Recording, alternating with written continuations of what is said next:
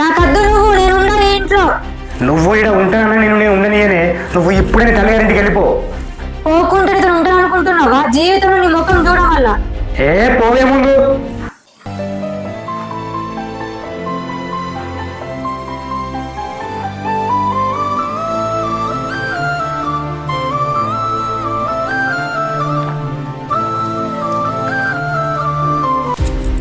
మామయ్య, నేను మా ఇంటికి వెళ్ళిపోతున్నా.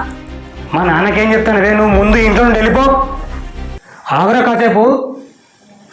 మీ మధ్య ఏం జరిగిందో నాకు తెలియదమ్మా. నా మాట మీద నీకు గౌరవం ఉంటే ఈ ఒక్కరోజు ఇక్కడ ఉండమ్మా. రేపు పొద్దున నేను నిన్ను తీసుకెళ్ళి మీ ఇంటి దగ్గర దింపేసి వస్తామ్మా.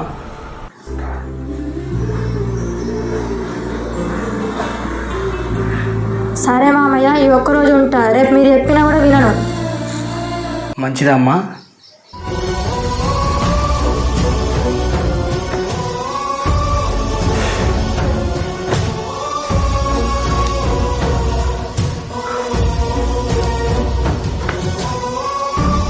స్వప్న, అమ్మ స్వప్న,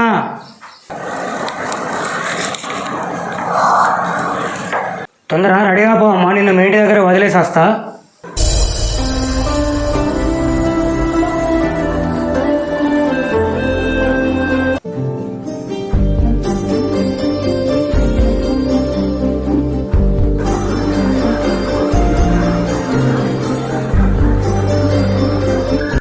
సముద్రం అన్నాక అలలు, భార్య భర్తలు అన్నాక గొడవలు సహజమే. ఒక్కసారి ఆడపిల్ల మెడలో తాళి కట్టాక ఆ బంధం తెంపుకోవాలన్నా అంత ఈజీగా తెగదురా.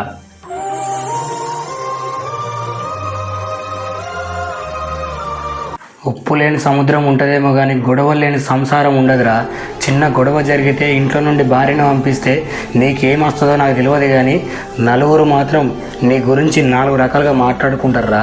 నేను పిల్లం వదిలేసిందని నీ ముంగట అనకపోయినా నీ వెనకాల ఇవే మాటలు మాట్లాడుకుంటారా.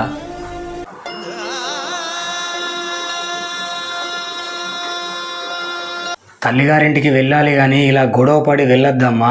కూతురు అల్లుడు కలిసిపోతేనే మీ అమ్మ నాన్నల గౌరవం పెరుగుతుందమ్మా. ఇలా గొడవ పడి నువ్వు ఒక్కదానే పోతే మీ ఊర్లో మీ అమ్మ నాన్నలకు విలువ ఎవరైనా ఇస్తారా అమ్మా? సతి సౌభాగ్యమై ఈ బ్రహ్మముడి విడిపోదు తల్లి. అన్నీ అనుకూలంగా ఉన్నప్పుడు బాగుండడం కాదు, ఏదైనా గొడవ జరిగినప్పుడు కాస్త ఓపికగా ఉండడం నేర్చుకోండి. మీ అభిప్రాయాన్ని కింద కామెంట్ చేయండి.